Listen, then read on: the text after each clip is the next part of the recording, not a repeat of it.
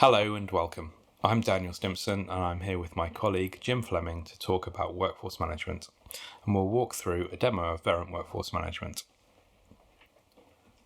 At Sabio, we talk a lot about improving customer experience with technology, whether that's automating processes or simplifying the journey from online to a human. As the customer journey becomes more complex, so does the process of ensuring we have our expert human resources available to our customers. Today we're going to focus on tools for workforce management. But why do we need a WFM tool? Well, firstly, from an organisation's perspective, we need to meet the customer's expectations for when they need to interact with a human.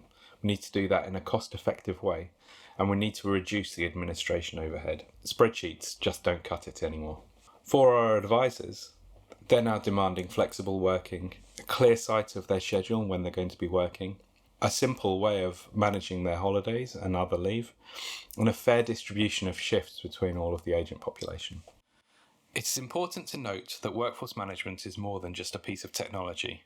The associated planning processes which complement the tool are essential to realising the full benefits that it can bring to your operation. Forecasting, planning, scheduling, and intraday management are all key to ensuring we get the right people to interact with our customers when they need it. Automation of request management speeds up the process of allowing advisors to change their shifts or book time off, leading to a more engaged workforce. Feedback from our MI allows us to tune our overall processes. Finally, calibration is key to ensuring our workforce management system is aligned with our routing platforms to ensure that our schedules are accurate. Jim's now going to take us through a demo using Verint's workforce management solution using the new updated user interface. All WFM solutions have their own terminology. As we are demonstrating using Verint's WFM solution, I think it would be useful to cover off some of the terminology used prior to the demonstration. So a campaign is a container that holds two things, work and workers. So a group of queues represents the work, and the number of employees represent the agents that can work on the demand generated by those queues. The queues themselves are containers that hold your call statistics. So using telephony as an example, they will represent one or more skills, and the telephony solution will feed information over in 15-minute intervals, and the WFM solution starts to build a picture using all the statistics that's gathered at 15-minute intervals over a number of weeks and months as we start collecting that data. And we can then use the data contained in the queues to predict our demand for future scheduled periods. Skills are simply a link between the queues and the agents that can work on the queues. So we link the skill to the queue within the campaign, and we then assign the skill to the agents that are skilled to work on the relevant queues. And finally, work rules. So work rules define when our agents can work.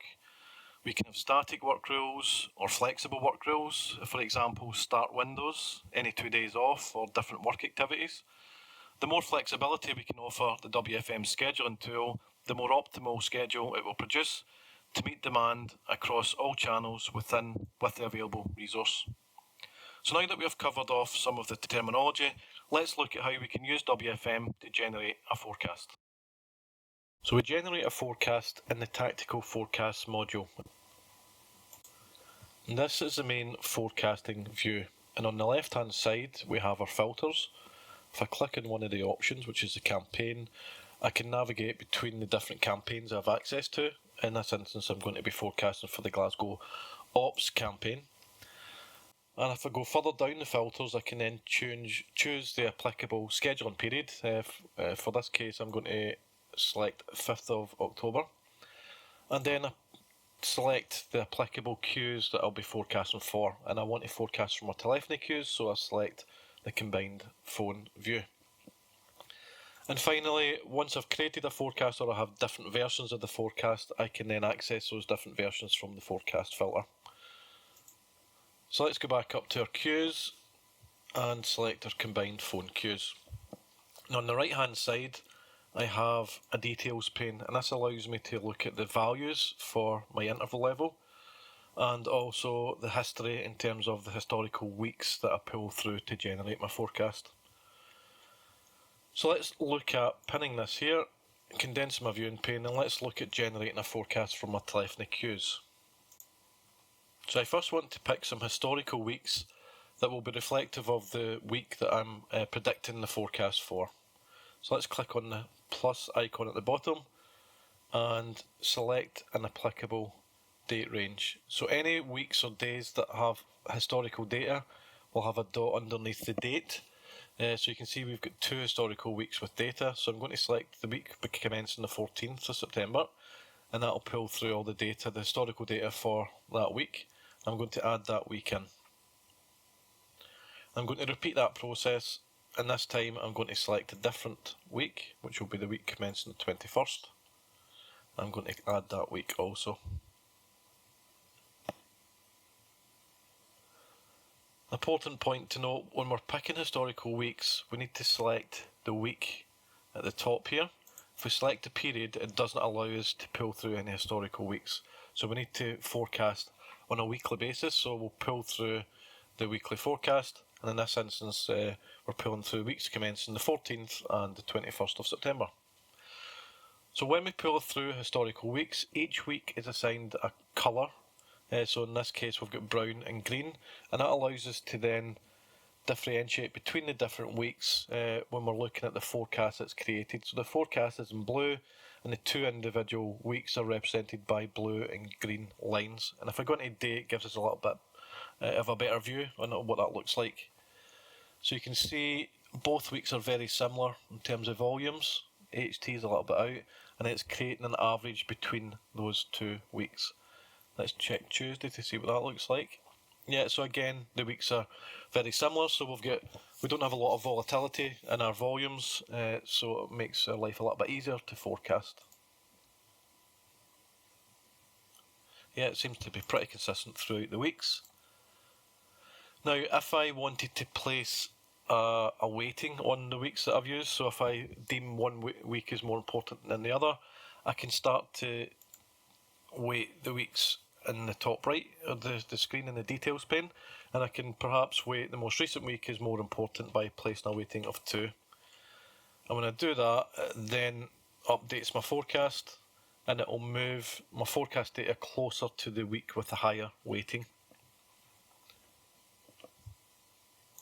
And I think it's important at this point that we start to validate the historical weeks we've pulled through and ensure that they're fairly representative of the schedule period that we're forecasting for. And then we start applying those weighting to the weeks once we've validated that they're useful and we should be using them to base our forecast on. So I think step 1 is then validating the weeks that we're using historically and then applying any weightings that we need to. And then we can start using a number of different tools within the solution to start manipulating that data based on our operational requirements, whether we're running a marketing campaign or it was a particularly unusual week that we're forecasting for. What did that look like the last time we had a similar week? So we can start to make tweaks and changes to the base forecast or the forecast that's generated from the historical data and start updating that using a number of different features in the system, which we'll cover in this session. So one of those features is scaling. So we can click on the scale option here, and what scaling allows us to do, so I'm going to select week first and then click scale, and scale allows us to apply a scale to the original forecast. So we can do that as an absolute value, or we can apply a percentage change. So if we think the week we're forecasting for, Monday is going to be busier than normal due to a marketing campaign, and the last time we ran that marketing campaign it gave us a 10% increase in call volume, we can apply a 10% change, and that will scale up our original forecast by 10% to the new value here. And then I can click scale and it will scale that up. Now I can also apply a negative scale, so if we think it's going to be quieter than anticipated, or from the last 3 or 4 weeks that we used for the forecast, I can apply a negative scale as well, which will bring that down and scale that down. If I wanted to apply that scale for the week, I can apply a 10% scale for the week, and then that will distribute that across the days that make up the schedule period. Another method to update the forecast is to go to the values table or the interval table, which allows us to then either overtype the original values, or we can copy and paste, and we can do that for both volumes and AHT. At the weekly view, you get them in hourly intervals. If we focus in on the daily view, we can then update that in quarter-hour intervals. And we can do that for both volume and AHT. And some planning teams will do some forecasting and some modelling out with the application, perhaps on spreadsheets. And we can import those forecasts into the solution using the import option. Another method to modify the forecast data is to smooth out the demand shape. So if we have a couple of outliers, or there's a few intervals that are being dragged up that we know were unusual activity, we can start to then smooth out those peaks and troughs. So we can just click on the forecast and just start to smooth that out.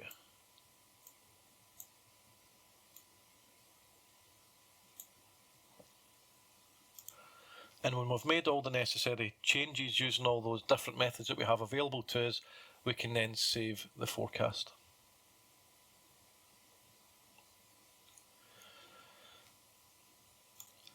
If we decided to make further changes to the forecast, so perhaps we wanted to scale, let's scale it up for the week instead of the day. So if we wanted to scale it up for the week by 10%, scale that up. And I wanted to save that as another copy, so I don't want to overwrite the existing forecast, but I want to save that as a new instance, so a new forecast instance. You could call this weekly scale 10%.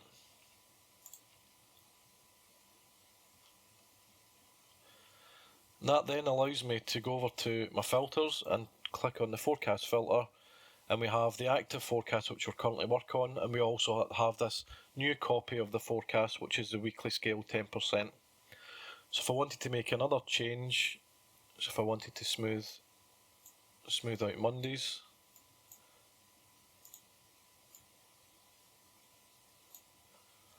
and save that as another copy as a new instance, I could call this Monday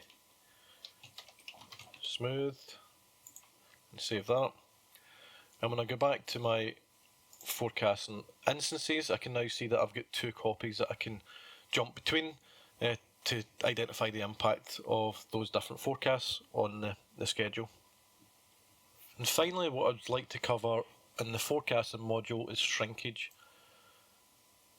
And shrinkage allows us to account for all that offline time that we don't currently have in the schedule, but we know is going to happen when the schedule goes live. So as we nearer the schedule go live date, we'll start to reduce our shrinkage as those things are started to be added into the schedule, such as annual leave, sickness, team meetings, one-to-ones, coaching sessions, and all that other good stuff that takes agents off their primary work activity. So as we come nearer, as we say, we drop that down, but we'd still expect a small amount of shrinkage when we go live. So as we become close to that schedule go live date, we would reduce that down to a small amount to account for on the day shrinkage. And you can see here I've set 3% for Monday, Tuesday, Wednesday, and I'm still sitting at 8% for Thursday through Sunday. And we can set that at a daily level, or we can also set that at an hourly level. And now that we've created a forecast and we've manipulated it, we've generated a forecast based on historical data, we've set some weighting, and we've then manipulated it using weighting, scaling, updating the interval table, smoothing it out, and we've created a few different instances of it. So we've done that for our phone queues and our email queues. So now that we've generated a demand, we now need to look at how we schedule and set a service goal so that we can then generate that end schedule to meet that demand. The service goal, along with the demand that's generated from the forecast, will allow us to then calculate an FTE requirement, which you can then work towards to build the schedule. So we've got a very similar view. We have the main viewing pane. We have our filters on the left, which we can choose our campaign, our dates and our queues. I'm going to pin that there. And we've also got our details pane on the right, which we can expand out, and again we can pin this to the main viewing window. So I'm going to focus firstly on my phone queues, and we haven't set our service goal yet, so you can see there's nothing at interval level and we have no requirement. So let's go ahead and set our service goal. So we have either service level or ASA. We're going to work to a service level, and I'm going to set it to 80-20, And then down here, we've got a patience value, which is how patient we expect our customers to be in this type of call. And I'm going to set this to 120. This is generally a multiplier of the seconds you set in the service call. So I'm going to set that to 120 seconds. We should then see the interval service level, and we should then see a requirement when we save it. And now we can see a requirement. So we have our service goal set for both our telephony queues. We can see that at interval level or daily level, and we can now also see that that's generated an FTE requirement. So now that we've created an FTE requirement for both our channels, from the forecast and from setting a service goal, we can now look at generating a schedule to fulfill that FTE requirement. So we navigate to the calendar screen from forecasting and scheduling, calendar and calendar. And that gives us the main viewing pane, and to the left we have our filters as we did in the previous screen, so we can filter on campaign, dates, employees and work queues, and I'm going to pin that to the main viewing pane. And over on the right we still have this details pane, but at the minute it's blank because we don't have any schedules in place or anything to highlight, so we've got no data there at the minute, so we'll collapse that for now. And at the bottom we have a bunch of statistics, so we can add or remove statistics from here. I can select or deselect any option at the top, and that will then add or remove statistics at the bottom. And at the minute we don't have a schedule in place, so we have a service level set of 80% 20 seconds, but we have no schedule in place, so we're not meeting that service level at the minute until we generate a schedule. So let's go ahead and generate a schedule, and we can start looking at the different options around the screen. So we click on generate schedule, and I want to schedule for the full schedule period. I want the system to be able to add and remove shifts. I want the system to be able to add calendar events if it has the option to do that, and I want it to ignore scheduler warnings for now, so that it can schedule a little bit quicker for the purposes of the demo. And I want it to spend an advanced time thinking about the best possible schedule. And we have an under overstaffing slider, and this allows the system to provide more staff if it has the ability to, if there's periods where we're not hitting service level, or if we prefer understaffing and we're happy to take the hit, then we can slide the slider to the left to prefer understaffing for those periods where we're not hitting service level. We want to schedule filtered employees only. We don't want to bring preferences into play. And finally, we've got a slider for service level. So if we want to keep service level consistent, but overall weekly service level maybe a little less, or if we want to have an overall weekly service level that's slightly higher, but we have periods where we're inconsistent, where we're not hitting service level, so perhaps at lunchtime, then we slide the slider to the right. So we'll keep it in the middle for now, and we'll click generate schedule. So as the system's thinking about the schedule, we'll go back down to look at our statistics. So we can collapse or open the statistics for each of the different statistics we've selected to view. We'll add abandons in there for now, and we can see abandons at the bottom.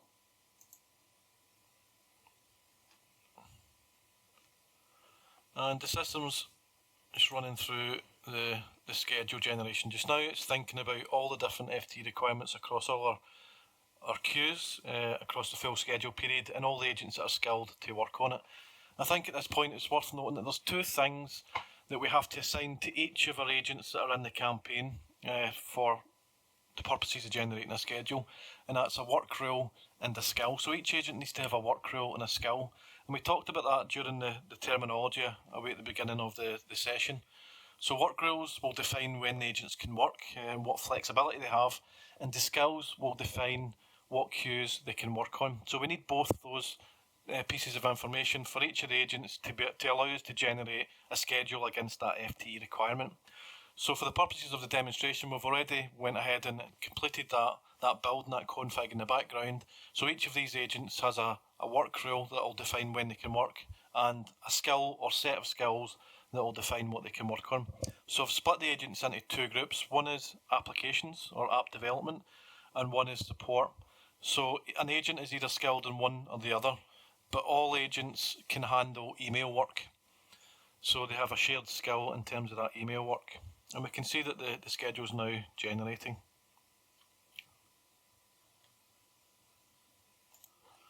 So if we now take a look at the schedule that's produced, I can hover over the shifts that have been created. So you can see the light blue is a support shift, and the dark blue is an application or an apps shift, and the green blocks of time are email work. So I've allowed the system to allocate smaller blocks of time to deal with email within the primary shift, which is dealing with phone calls.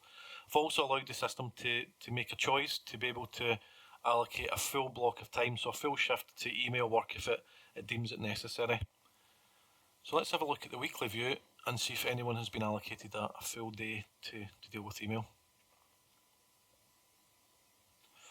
Yeah, we can see there's an agent here that has blocks of time dealing with email, and further down as well. So if I then go into Thursday,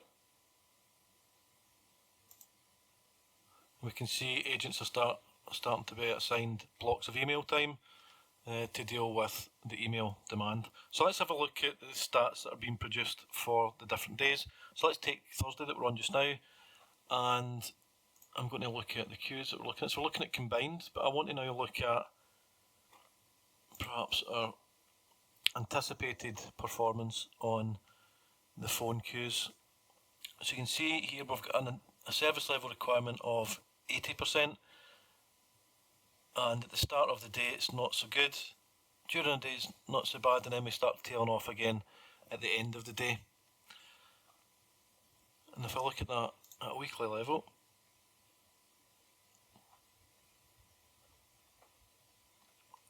so if we look at the service level for each day, drops a little bit below the 80% that we need to hit. That's our target. And if we then look at the FTE differential, the black is what our requirement is, and the grey area is what we're providing based on the schedule we've produced. So you can see that that's highlighting in amber that we're understaffed, and red is we're getting seriously understaffed on these given days. And let's have a look at that at the daily view.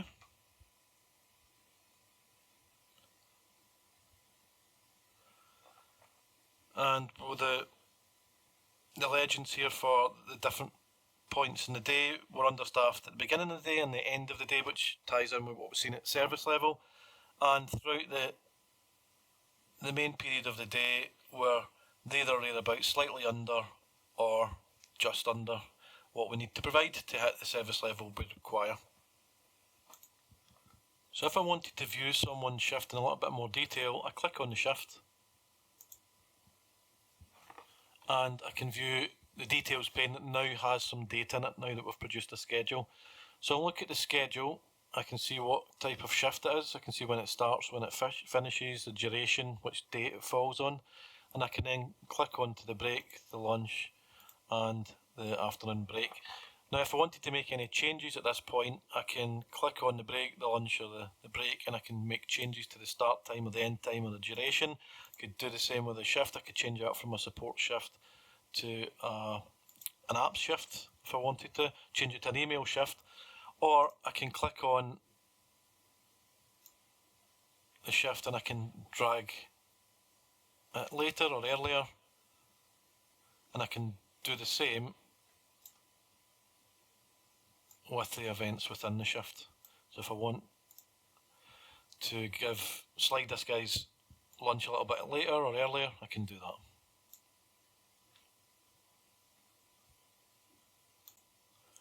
If we wanted to add a calendar event, such as a meeting or a coaching session into a shift, we can click on the employee's shift and we can click add calendar event.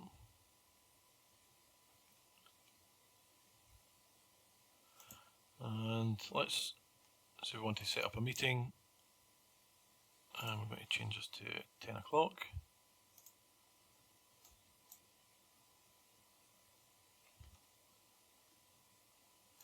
And there's going to be 2 team members that attend this meeting.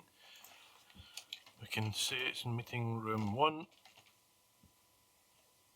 And if we choose to record this meeting, we could record it every week for the next 6 weeks. If we wanted to add a floating event in, which would allow the system to assign the 15-minute meeting within a window. So we could say apply this 15-minute meeting within the hours of 9 and 1 PM. So you're allowing the system some flexibility to assign it. Or in this case, we're going to assign a static time. And we click save.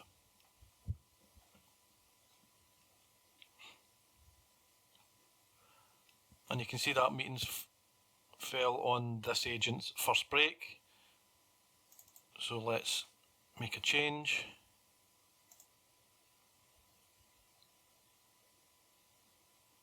And change it to 10:15 and save that. So we repeat the process, we'll make any slides that we need to improve the service level, and we add any events in that we needed to add, and once we've made all the required changes, we can then go ahead and publish the schedule. And to publish your schedule, we go to Tools, Publish. We want to publish the current schedule period, we want to publish all events, and we want to publish all of our agents. And click Publish.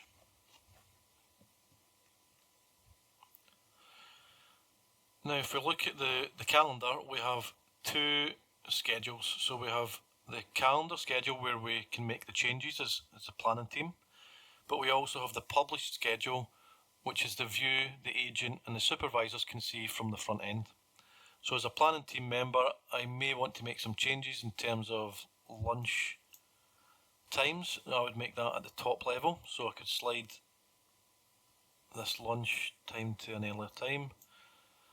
So that then gives us two different lunch times on these two different versions of the schedule for this one agent. Until I publish it, there'll be a difference. So if I then go to publish it, publish for that one agent, I can then see that the published schedule is now aligned with the schedule on the calendar. If I've published the full schedule for a campaign and I've realised there's still a bunch of changes to be made, I can quickly unpublish it for all my agents and unpublish.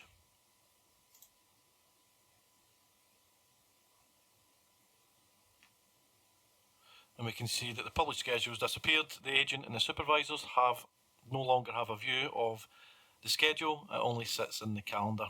So until we publish it again, no one can see it in the front end. I'd like to finish up by looking at the statistics that are produced based on the schedule and the demand created by the forecast and the service goal to then generate that FTE differential. So at the moment I'm focusing on the two telephony queues. I can focus on one of the queues in particular to see the performance. So we can see for apps we're actually a little bit short staffed, and let me see for support, based on the demand for support, how are we looking? So it's not too bad, still a little short staffed at the beginning and the end of the shift. And if we look at the email work,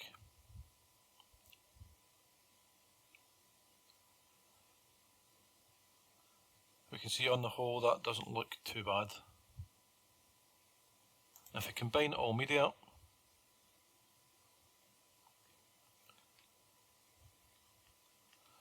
we're not far off for the full campaign.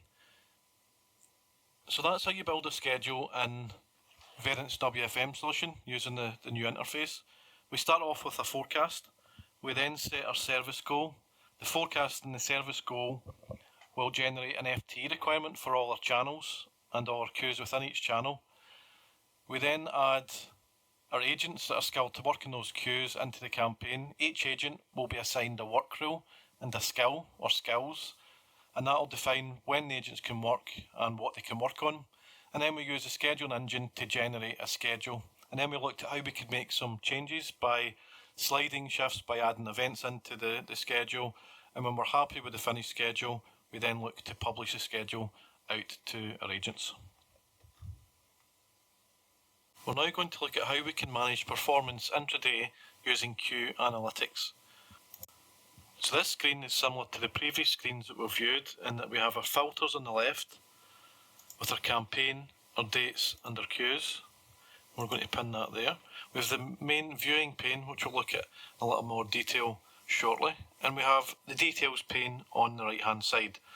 And that defaults to info data, but we can also switch to the notes tab, which allows us to add a note for any unusual activity. So that allows us to then know on these particular queues we had an increase in call volume, and we can then add in a start and end date for when we noticed that deviation or that unusual activity.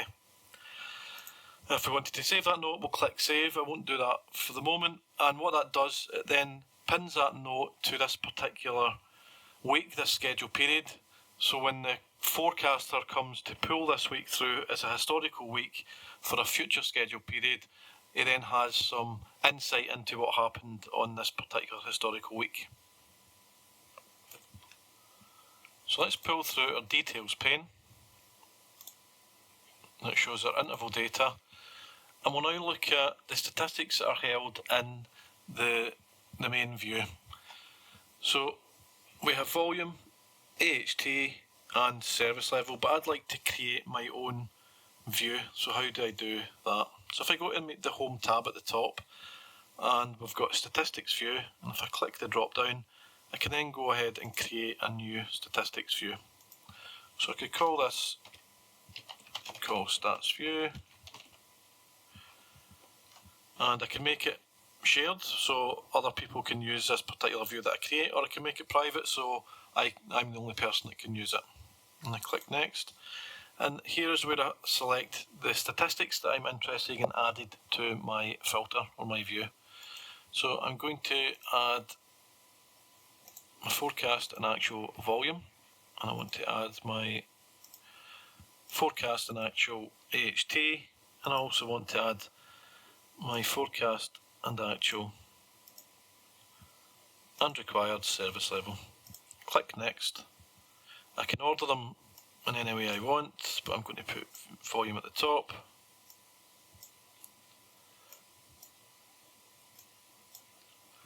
And create the view.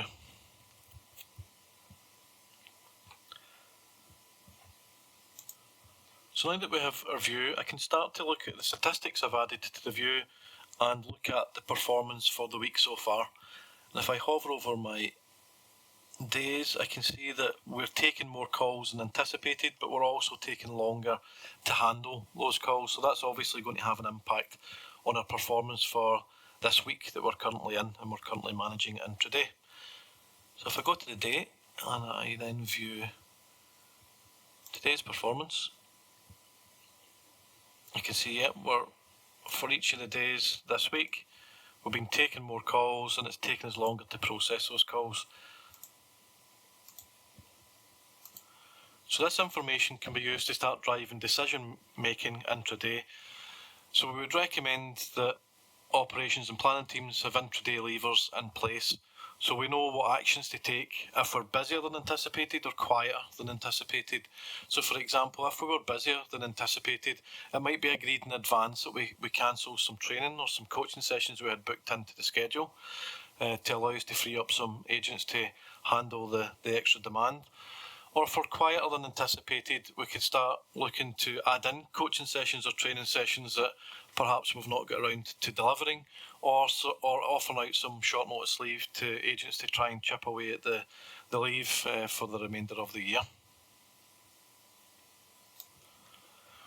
We also have a really useful tool in Q Analytics that allows us to use our forecast data plus the actual data we've received so far and use the two of them together to give us a trend view for the rest of the day or the rest of the schedule period. So let's go ahead and configure trends and we'll see what that looks like. So if I click at the top, configure trends, and I want to configure my trend to the end of the week, and I want to start it from the beginning of the week. So I want to compare the forecast data to the actual data from the beginning of our week and run it to the end of the week. I'll go back and talk a little bit about the convergence effect shortly, but I'm going to leave it at no convergence for the time being, and I'll click apply. If I then change that to a weekly view, so we can now see that based on the performance so far, we have been taking significantly higher volumes than anticipated, and also the handle times quite a bit higher than we originally thought. And what the system's done using trends, it said, well, I'm going to go back to Monday and I'm going to look at the variation or the difference between forecast and actual values through to this point in time, which is on Thursday. That will then apply that to the rest of our scheduling period. So whatever that ratio is between the two, it works out that average over the course of the week so far, and it then applies that to the forecast data for the rest of the week to give us a new predicted forecasted value or a trend value based on that relationship between the actual and the forecast so far. So it's using actual data and our forecasting data to then give us a new trend value, and really useful when we start noticing these deviations, and it allows us to then start basing scheduling decisions on the most up-to-date and current information. So now we have this trend data, and if we've made the decision that, yep, we're going to go ahead and use this as our new forecast, how do we then move this into the forecast value? So firstly, we need to go up to the reforecast option at the top, and if we click reforecast, and we're going to call this reforecast trend reforecast Thursday. And I'm going to apply this to both my volumes and my AHT. And I click save. And what that's done, it's created a new instance of the forecast. So when we were back in the forecast module, we talked about instances and different copies of the forecast. So we're now going to jump back across to the forecast module.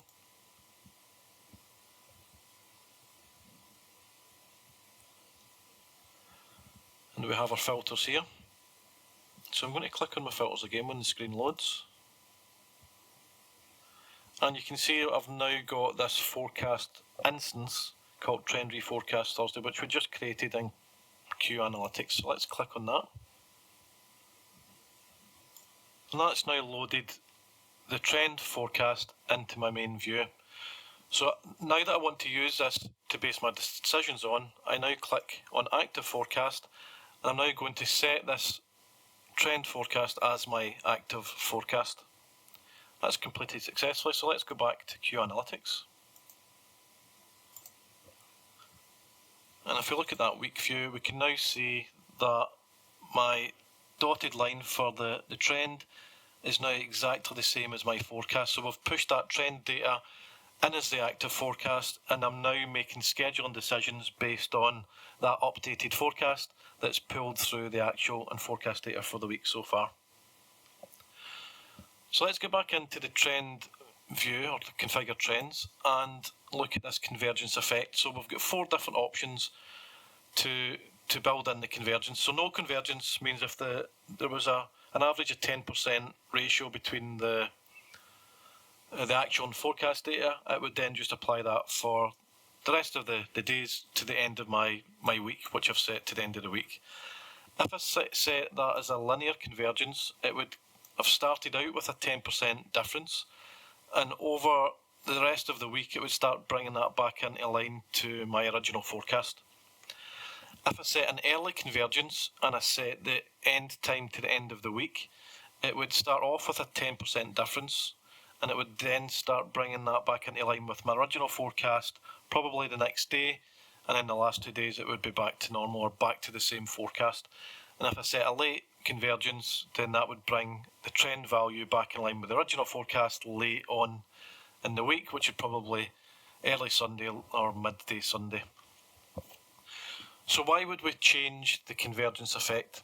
Well, it depends on the operational reason that's driving the variation between the forecast and the actual data. So if we found that we are 20% out, we're taking 20% more calls than anticipated today, and we found out the reason for that is the website was down, so customers were calling in, and we contacted IT, and IT advised us that the issue's fixed and the website's back online. We could anticipate that the higher call volumes will be brought back into line to the original forecast fairly quick, so I would set an early convergence. If IT, on the other hand, had advised us that the website's still down and they anticipate it's going to be down for at least another day or so. We would probably either keep it at no convergence or set it to late convergence, because we anticipate we're going to maintain those higher call volumes until we resolve the website issues. So depending on the operational issue that's driving the increase in demand will depend on which convergence effect that you use. In Verint's new interface in 15.2, we can now track agent adherence data from the calendar screen. So let's have a look at it. If we navigate to Forecasting and Scheduling, Calendar and Calendar, we're going to use Agent Cedric Diggory and we'll look at Cedric's adherence data. So if I expand Cedric's view, I can now see 4 rows. The first row is the calendar schedule view, which we can make changes on. The second row is the published schedule that the agents and supervisors can view. And the third row is the primary adherence feed from telephony. So we get this data in real time, and it then compares the actual data, what the agent's actually doing, to the schedule, and then gives us an update in terms of whether that agent was adhering or not.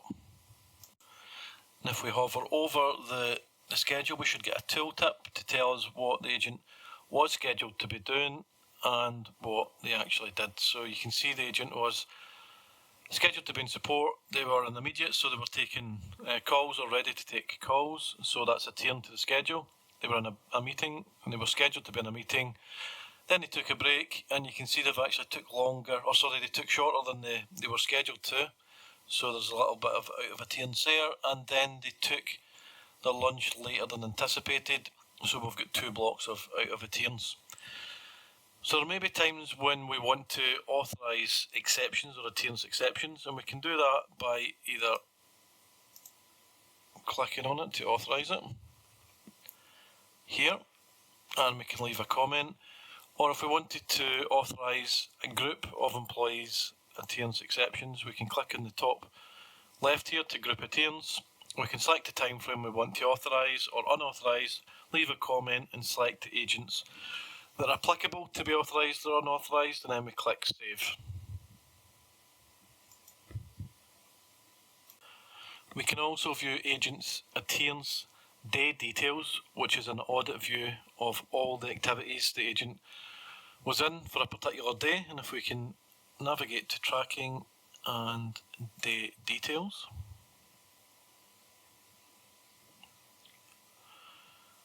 and we have that audit trail of all the activities the agent's been in throughout the day.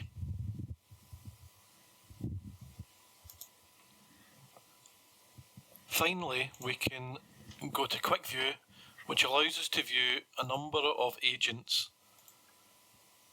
in the one page, and it allows supervisors to be able to track a large number of agents, what they're scheduled to do and what they're actually doing. And this allows you to see the type of information you see in that quick view. So we can see our agents have a scheduled activity, the actual activity, and it highlights if they're out of adherence and by how long. It also gives us an indication of the percentage of days adherence so far for today. We also have a summary view at the top of how many people are in, what they're scheduled to do and what they're actually doing. Thanks for that, Jim. I hope that gives everyone a good foundation of how workforce management works and a view of the new Verint user interface. If anyone has any questions on anything workforce management related, please feel free to drop us a line. Here are our contact details. We'd be happy to have a further conversation. With that, I'll wrap up. Thank you all for your time today.